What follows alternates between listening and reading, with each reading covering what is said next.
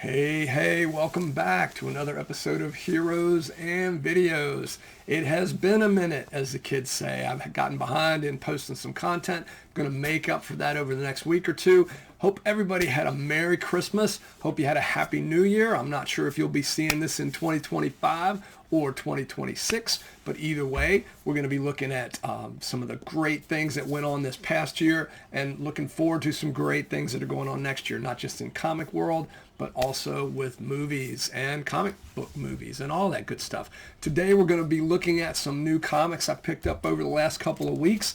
It's going to be a short video today. I'm going to run through them real quick, but we'll have some other stuff coming up in upcoming weeks or in upcoming days and weeks.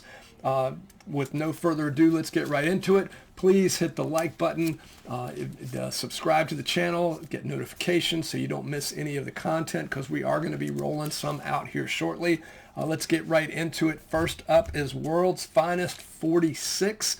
This is just an awesome cover. It's like one of those, not Mad Libs, but things where you used to be able to put the panels together or the faces together and mix and match. And as you can see, maybe from that brow, we've got Superman, Batman, Joker, and Lex Luthor. And yes, it's green-suited Lex Luthor, because those World's Finest books now kind of take place many years ago in DC continuity, so kind of like Untold Tales sort of thing. But it's pretty neat, and as always, this is a fantastic book. It involves not just a composite Joker Lex Luthor, but also a composite Batman Superman. So and the best part about this book is it showcases the best, yeah, I guess that was a little DC pun. It showcases the best part of that relationship. So World's Finest, Mark Waid crushing it as always. Great read, just a great read. However, on the other side of the house, with the big two, Marvel, you disappoint me with a couple of books here lately. I'm not gonna throw too much shade, because I don't like doing that. Any artistic endeavor, honestly, that folks do at all requires praise. I think it's all got merit. You know, you're putting your heart into something. I'm sure, just like with any great film, or even good film, or even not so good film, somebody's, pouring out their heart and their work into this. So with that disclaimer, Avengers, you're killing me. What is it they say? You're killing me, Smalls. Avengers 33. It's Legacy 799. Now, they've got the group of Avengers that have been going on pretty much for this volume. Have been a pretty standard group, with the exception of Sam Wilson in for Captain America, Storm's there, but everybody else is pretty mainstay. You got T'Challa, you've got Tony Stark, Iron Man, you've got Carol Danvers, Captain Marvel, Vision, and Scarlet Witch. It's a pretty awesome crew. You'll notice the flip side of this is the return of the Night Court. The characters up top.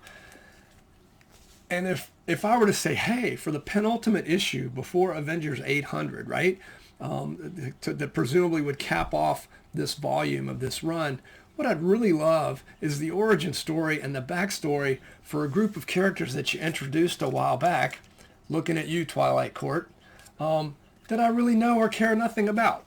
So, I don't know, maybe I'll give the book a second read or so, and maybe I just didn't pick up on something the first time, but while I liked a recent Kang reveal in this book, I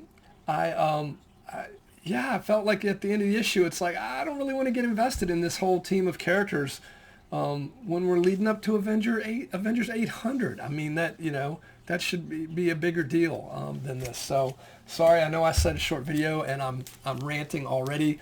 The other Avengers book that has dropped off a little bit for me is New Avengers. I've talked about this before. This is New Avengers number 7.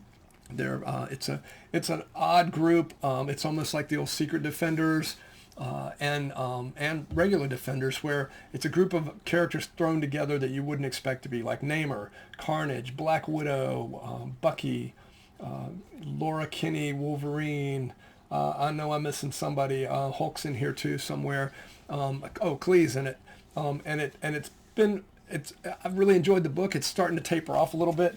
There's only so many times you can pull the rug out from under, like, oh wait, this person's behind it, or that person's behind it, or the spy that we thought might have been a spy is a triple agent or whatever, and so after a while it kind of loses its shock value, if you will. So back to the DC side of the house. DC is currently killing it. We're going to be talking about Absolute here behind me in a little bit in another episode. I wanted to throw out there some of the KO books that have been going on.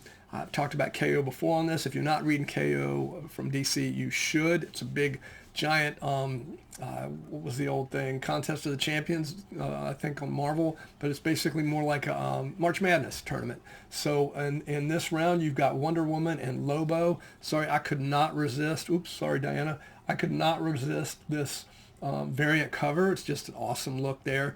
Lobo and Wonder Woman are battling in this issue, and it's really, really good. Not going to spoil it. Even more enjoyable for me, strangely enough, was this Aquaman Hawkman fight. So the main titles are KO and Superman, Teen Titans, or I guess it's just Titans now, because, middle-aged Titans or 20-something Titans isn't quite as catchy.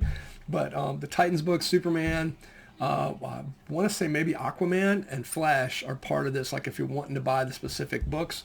But they're also doing these, this is actually Aquaman number 12. I take that back. This is part of the book. When they're not, like the KO, like the previous one here, it's a special kind of a fight edition. But this issue, Aquaman number 12, Aquaman's got some new powers. And sorry, Aquaman, I was pulling for Hawkman here. But it's just a great battle between two old friends that have, that's one of the pairings that I just thought was really clever because there's some history there. They worked with each other for years. It's not quite having it be Green Lantern Flash, but you got that same old school JLA vibe, and just really, really good issue. So pick up KO. We're going to be getting into some of the more recent ones here later this week.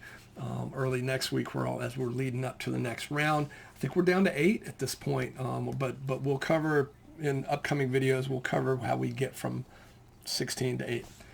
Next up, we were talking about Absolute. This is Absolute Batman. No, it's not Absolute Joker, regardless of what you see on the cover. This was an interesting kind of, I don't want to say a one-off because it's obviously leading to much more, but sort of an origin, or is it? Origin of the Absolute Joker, or the Joker in the Absolute universe. So definitely something to pick up. It's beautiful. There's a lot of great prose in it. Back once again, we're jumping back over to the Marvel side of the house. Marvel, you're not disappointing me with your Spider-Man books. I am on board, and the penultimate issue of Ultimate Spider-Man number 23 here, as you can see. Spider-Man duking it out with the Kingpin. This has been just a great book. Most of the stories are kind of one and done, but they also lead into each other. Jonathan Hickman has been writing this whole run. Ultimate Universe apparently is coming to an end in the next month or two, and I'm looking forward to that storyline, at least to see what they do there. This book never ceases to amaze me. It always takes me somewhere I wasn't expecting.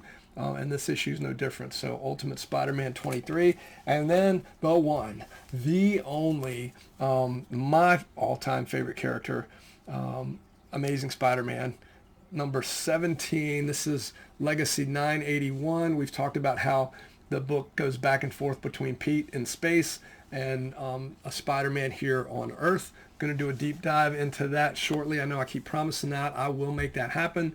But this story, this character is so amazing. Sorry, I know I keep leaning into that adjective, but once again in this book, there's Peter Parker Spider-Man, he's in space.